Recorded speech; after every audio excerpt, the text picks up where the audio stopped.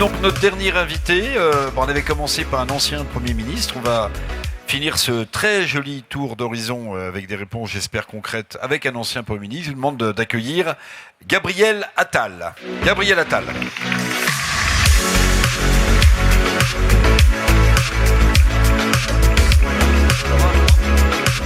Merci beaucoup, Gabriel Attal, d'être avec nous ce soir et d'honorer de votre présence pour la conclusion de ce grand oral du World Impact Summit.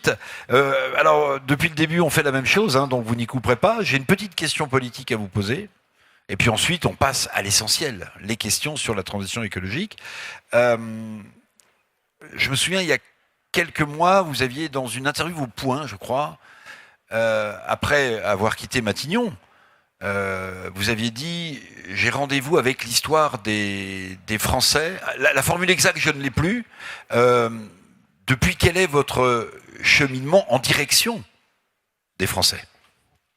Moi, j'ai toujours été... D'abord, bonsoir. Merci pour l'invitation. Très heureux d'être là pour ce rendez-vous passionnant. Moi, j'ai toujours été au contact des Français, même quand c'était difficile. Je suis rentré au gouvernement en 2018, au moment de la crise des Gilets jaunes. On y reviendra peut-être, parce que les sujets de transition étaient au cœur de ce mouvement social à l'époque.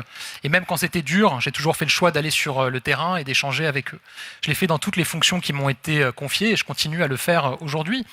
D'abord parce qu'on doit tenir jusqu'en 2027 en essayant d'améliorer leur quotidien partout où c'est possible, même si c'est très difficile. Et surtout parce qu'il faut maintenant préparer l'avenir. Et c'est vrai que le pays a rendez-vous avec une échéance absolument majeure en 2027, qui sera majeure pour la France et pour l'Europe. Si on veut construire cette échéance, si on veut s'en sortir le mieux possible à cette occasion, oui, je considère qu'on doit le faire avec les Français. Le budget qui est passé K1K avec un 49.3 à l'Assemblée nationale, Monsieur le Premier ministre, c'est un budget qui est bon pour les finances publiques, bon pour la démocratie. Éric Coquerel a rajouté, et est-il bon pour l'environnement ? C'est un budget dont le mérite principal est d'exister.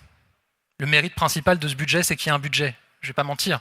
Oui, j'ai une forme de frustration à l'issue de cet exercice budgétaire parce que j'avais proposé une autre méthode. Après la chute de 3 premiers ministres, après la dissolution, j'ai proposé au président de la République, aux différents partis politiques, de changer la méthode, de s'inspirer de ce qui fonctionne chez l'essentiel de nos voisins en Europe, c'est-à-dire se mettre autour de la table entre partis politiques, négocier un compromis budgétaire avant qu'un Premier ministre et qu'un gouvernement puissent être nommés. Je suis convaincu que si cette méthode avait été retenue, on aurait probablement débattu moins longtemps du budget et il ne se serait peut-être pas terminé par un 49.3. Maintenant, il faut avancer. Mon motif de satisfaction, c'est surtout que le budget soit derrière nous, qu'on puisse se consacrer peut-être à d'autres priorités. Vous avez vu que j'ai défendu un texte sur l'encadrement des réseaux sociaux, notamment pour les plus jeunes. On va continuer à se battre sur un certain nombre de textes. L'Assemblée légifère. On vient d'adopter un texte pour mettre fin à un contentieux sur l'hydroélectricité, pour pouvoir relancer les investissements en la matière. On va pouvoir se projeter sur autre chose. Mais non, ce n'est pas un budget qui prépare l'avenir. Il ne prépare rien.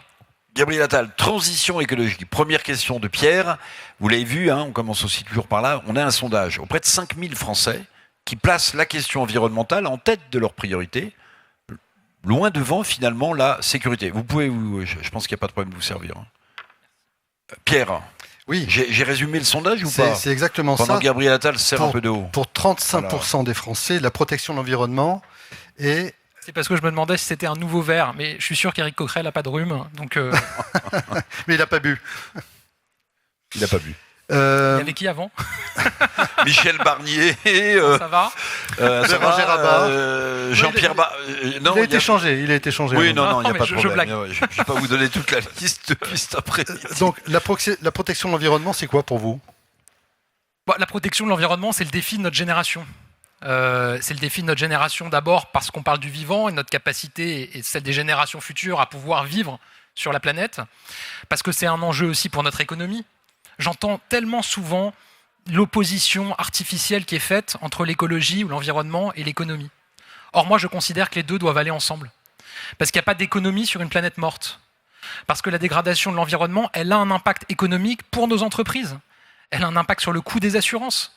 Elle a un impact sur les investissements que doivent réaliser nos acteurs économiques pour se protéger de la dégradation de l'environnement. On a fait le choix, avec Renaissance, de présenter nos mesures économiques et climatiques en même temps. Certains estiment que pour défendre l'économie, il faut renoncer sur les questions climatiques. D'autres que pour s'engager sur le climat, il faut renoncer à la défense de la compétitivité de notre économie. Nous, on considère que c'est les deux. Et donc, on a travaillé avec Pascal Canfin et Antoine Pellion, qui sont au sein de mon parti, à des propositions qui permettent de concilier les deux. Et je pense que c'est aussi l'enjeu d'un sommet ou d'un forum comme celui-là, que de montrer que c'est possible et que c'est nécessaire. En faisant quoi, prioritairement ? Je pense que ce qui est prioritaire, c'est d'accélérer la transition et de le faire en accompagnant les Français plutôt qu'en les brutalisant. On a vu qu'un certain nombre de décisions qui ont été prises, je pense notamment au début du précédent quinquennat, qui avaient peut-être de bonnes intentions au départ, en fait, nous ont conduit plutôt à reculer parce que la brutalité a entraîné de la contestation sociale, le mouvement des Gilets jaunes.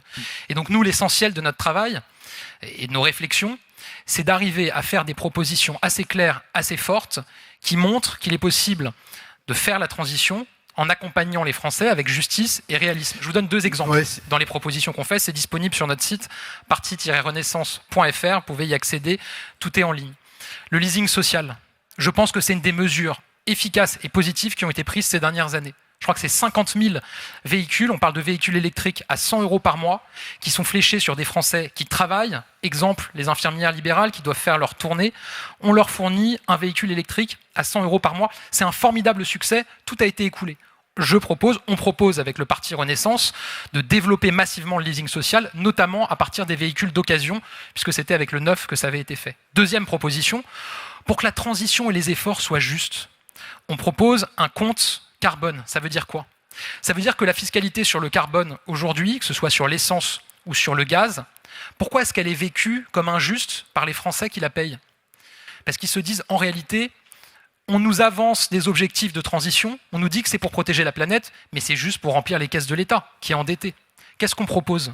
On propose que désormais, chaque trimestre, la fiscalité carbone qui a été payée par les ménages se retrouve sur un compte carbone et qu'ils puissent utiliser ces fonds pour rénover l'isolation de leur logement, pour aller vers un véhicule zéro émission, pour changer leur chaudière. On propose qu'il y ait une bonification pour les premiers déciles, c'est-à-dire les Français qui travaillent, qui ont du mal à joindre les deux bouts, que ce soit plafonné pour qu'il n'y ait pas d'effet de rente.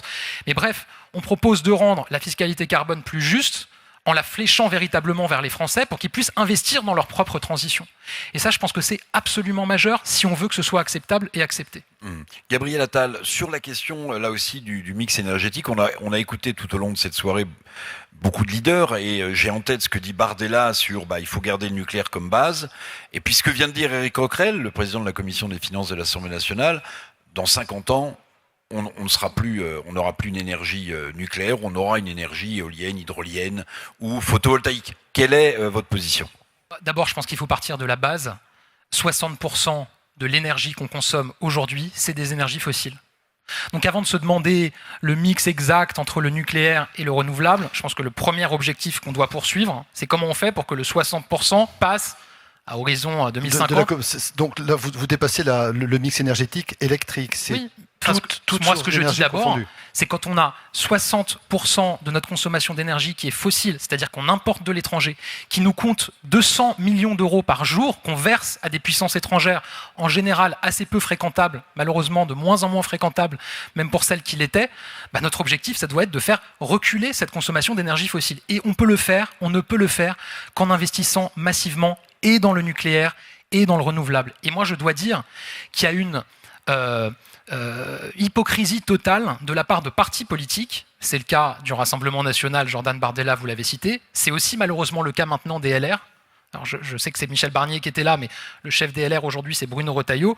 Ces partis qui n'ont que le mot souveraineté, indépendance de la France à la bouche, mais qui en même temps proposent d'arrêter le développement des énergies renouvelables, et donc de nous condamner à continuer à importer des énergies fossiles, et donc à ne pas être indépendants. Mais pardonnez-moi, Gabriel Attal, j'entends ce que vous dites, mais j'ai l'impression, je ne vais pas commenter, ils ne sont pas là, mais quand ils parlent de souveraineté, c'est que précisément pour eux, le nucléaire incarne la souveraineté énergétique. Mais le nucléaire incarne la souveraineté énergétique. C'est de cette souveraineté-là dont ils parlent, de cette indépendance que vous ne remettez pas en cause, évidemment. On est totalement d'accord, sauf que la demande d'électricité va augmenter. En tout cas, j'espère qu'elle va augmenter beaucoup, puisque l'objectif... Elle n'augmente pas suffisamment en ce moment. L'objectif, ça doit être l'électrification de nos usages. Donc la demande d'électricité va continuer à augmenter. Face à ça, on a besoin des deux. Les 14 réacteurs supplémentaires qui ont été annoncés par le président de la République à Belfort, ils ne vont pas sortir tout de suite. Ça met malheureusement un peu de temps pour être construit, ou heureusement, parce qu'il y a des garanties de sécurité. Les nouveaux SMR, j'espère qu'en 2030, on pourra commencer à les voir. Ça ne va pas arriver tout de suite. Dans l'intervalle, le développement des énergies renouvelables nous permet quand même de répondre à l'augmentation de la demande électrique. Alors, je voulais vous poser une question précise sur ce sujet. Et l'occasion m'en est donnée. Vous vous souvenez que dans la première partie du quinquennat, le président de la République explique d'ailleurs au patron d'EDF qu'il va falloir fermer des réacteurs. Et d'ailleurs, le patron d'EDF à l'époque, je ne vais pas le citer, il n'est pas là, mais dit moi j'embauche des gens pour fermer des centrales. Et puis, après le discours de Belfort du président de la République, changement de pied, changement de ton, on se lance vers la construction de petites centrales, et le même président d'EDF dit moi j'ai pas les ouvriers qu'il faut, parce que on me demande des gens pour ouvrir, mais moi, on m'avait demandé des gens pour fermer. Comment est-ce que vous avez vécu ce changement de pied du président de la République sur la question du nucléaire ? Et aujourd'hui, c'est des Chinois, parfois, qui viennent former... Et des Américains. Qui viennent former Absolument. Nos salariés dans la filière nucléaire. Ce qui montre, effectivement, l'abandon qui ne date pas de 2017. Il y a des décisions qui avaient été prises Super Phoenix, avant. Sous Lionel Jospin, par exemple. Voilà, et évidemment sous le quinquennat de François Hollande. Sous le quinquennat de François C'est à Hollande, l'époque où les Grünen allemands expliquaient qu'il ne fallait pas faire de nucléaire. Évidemment que rétrospectivement, c'était une erreur. C'était une erreur de confirmer la fermeture de ces réacteurs. Maintenant, il faut aussi, je pense, se projeter dans l'état de l'opinion à l'époque et tous les questionnements qui existaient autour du nucléaire. Il y a un travail qui a été confié quand même, un vrai travail scientifique qui a été confié à l'époque pour objectiver cette question-là, qui a permis, je pense, de remettre un peu de rationalité dans le débat public autour du nucléaire et de relancer ensuite cette trajectoire. L'opinion publique a changé sur la question du nucléaire pour vous ? Et je pense notamment à l'occasion de la crise énergétique liée à la guerre en Ukraine. Et évidemment que tout ce qu'on a dit, tout ce qu'on porte depuis longtemps sur la question de la souveraineté française et européenne a pris une importance nouvelle dans l'esprit des Français à l'occasion de la guerre en Ukraine et des difficultés d'approvisionnement énergétique qu'on a connues en Europe. Donc oui, du temps a été perdu, ça c'est certain. Maintenant, moi j'essaye de regarder devant. Voilà. On a un plan qui a été annoncé, il faut le tenir, il faut que les investissements soient au rendez-vous, mais j'assume de le dire, il faut le faire à la fois sur le nucléaire et sur les renouvelables. Est-ce qu'on perd du temps sur l'agriculture aujourd'hui ? Je pense que les agriculteurs aujourd'hui ont besoin d'un cap, d'une vision. Ils ont besoin de clarté, en fait. Est-ce que la transition écologique est compatible avec la situation dans laquelle ils se trouvent ? D'abord, elle est nécessaire pour eux. On oppose toujours, là aussi, les agriculteurs à l'écologie. Mais j'ai passé beaucoup de temps auprès de nos agriculteurs quand j'étais Premier ministre. Et je continue à passer du temps sur le terrain aux côtés des agriculteurs. Les agriculteurs sont les premières victimes du dérèglement climatique. Et c'est l'ancien Premier ministre qui a été dans le Pas-de-Calais, qui a subi de multiples inondations, et les agriculteurs ont perdu toute leur récolte, qui vous le dit. J'ai été aux côtés des agriculteurs qui ont vécu les sécheresses, les canicules, les feux de forêt, qui ont ravagé leur récolte. Vous allez aujourd'hui dans la moitié sud de la France, notamment dans le sud-ouest, l'approvisionnement en eau est devenu dramatique pour les agriculteurs. Donc, c'est les premières victimes. Donc agir pour la transition climatique, pour protéger l'environnement, c'est aussi agir pour nos agriculteurs. Maintenant, il faut le faire là aussi, avec un peu de clarté, un peu de justice. Mettez-vous à leur place. Comment vous feriez ? Quand on leur dit, en fait, qu'on leur impose un certain nombre de contraintes qui ne sont pas imposées aux agriculteurs des autres pays de l'Union européenne, alors même qu'on est dans un marché commun, évidemment qu'ils le vivent comme de la concurrence déloyale et comme des freins. Donc à un moment, le choix, il doit être clair. Est-ce qu'on veut rester dans un marché commun ? Si oui, on doit assumer que les règles qui s'appliquent à nos agriculteurs soient comparables aux règles qui s'appliquent aux autres agriculteurs. Sinon, on sort du marché commun. Moi, je pense qu'on doit rester dans le marché commun. Je pense que quand on voit aujourd'hui l'étau dans lequel on est pris entre les États-Unis et la Chine, qui prépare une future confrontation, si on ne veut pas être broyé dans cet étau, on a besoin de plus d'Europe. Donc oui, il faut assumer une clarté sur ces sujets-là. Il y a eu des débats très difficiles autour de ces questions, notamment des phytosanitaires. Mais à un moment, il faut sortir. Il faut continuer à les utiliser, par exemple, pour être au même niveau de. Il faut les réduire, évidemment. Et on a engagé une trajectoire. Les CMR 1 et 2, qui sont les plus dangereux, ont été massivement réduits ces dernières années. Mais moi, ce que je dis, c'est que quand on prend des décisions supplémentaires, il faut maintenant le faire à l'échelle européenne. Sinon, on désespère véritablement nos agriculteurs. Ça, c'est le premier sujet. Et le deuxième sujet, c'est évidemment celui du revenu. La grande difficulté qu'ont nos agriculteurs aujourd'hui, c'est que pour beaucoup, ils ne survivent pas en fait. Quand vous avez certaines filières, dans le bovin, je crois par exemple, les 2/3 de la valeur se créent en dehors de la ferme. Donc il y a eu des progrès avec la loi Egalim pour qu'il y ait maintenant des vrais contrats de filière, mais on voit bien qu'il faut aller plus loin. Et là aussi, depuis la dissolution, énormément de temps a été perdu. Moi, j'ai le souvenir, il y a 2 ans, le président de la République avait annoncé des prix planchers pour les agriculteurs. Ça en est où ? Il n'y a pas de nouveau sur le sujet. On avait annoncé que des projets en matière de stockage de l'eau allaient être débloqués. Aujourd'hui, on a l'impression qu'il n'y a rien qui a bougé depuis. Donc oui, c'est dramatique pour nos agriculteurs. Oui, on avait annoncé que le traité du Mercosur n'était pas si mauvais quand le chef de l'État était au Brésil, puis ensuite il était mauvais puisque la France s'y opposait. Vous vous souvenez, à la fin. Ouais, mais alors moi je vais vous dire, moi je suis pour les accords commerciaux. Oui. Parce qu'on ne peut pas dire qu'on doit être plus indépendant, plus souverain, et rester totalement dépendant pour nos exportations des États-Unis et de la Chine. Il faut qu'on réduise nos dépendances et que donc on exporte plus vers d'autres pays dans le monde. Les 100 000 tonnes de bœuf argentin qui vont venir avec le Mercosur, vous êtes déjà posé la question du bilan, ou du poulet ukrainien, du bilan carbone d'un kilo J'y viens. De bœuf transporté. Donc je suis pour les accords commerciaux et le principe des accords commerciaux. C'est pas très populaire en ce moment de le dire, mais en tout cas j'assume de le dire. Maintenant, je suis pour les bons accords commerciaux. Le Mercosur, en l'état, n'est pas un bon accord commercial parce qu'il ne protège pas suffisamment notre agriculture, notamment, qui ne tient pas suffisamment compte de l'accord de Paris. Exemple de bon accord commercial, le CETA. Avec le Canada. Avec le Canada. Souvenez-vous, quand il a été signé, tout le monde, enfin beaucoup, disaient c'est dramatique, ça va ruiner notre agriculture. Qu'est-ce qui se passe 10 ans après ? Je suis allé au Canada quand j'étais... Les exportateurs d'AOP fromage ont gagné... Oui, ils ont bien exporté, mais c'est quand même assez limité en filière, le CETA. On est bénéficiaire dans toutes les filières agricoles. Je suis allé moi-même faire le bilan des 10 ans du CETA avec Justin Trudeau au Canada quand j'étais à Matignon. Même dans le bovin, on est excédentaire. On exporte plus de bovins au Canada qu'on importe de bovins canadiens en France. Donc des bons accords, c'est possible. Maintenant, il faut les travailler, il faut mettre la pression, et c'est ce que fait le Parlement européen en ce moment. Merci beaucoup, Gabriel Attal. Merci beaucoup d'être venu nous voir. Merci beaucoup. 15 minutes, merci beaucoup.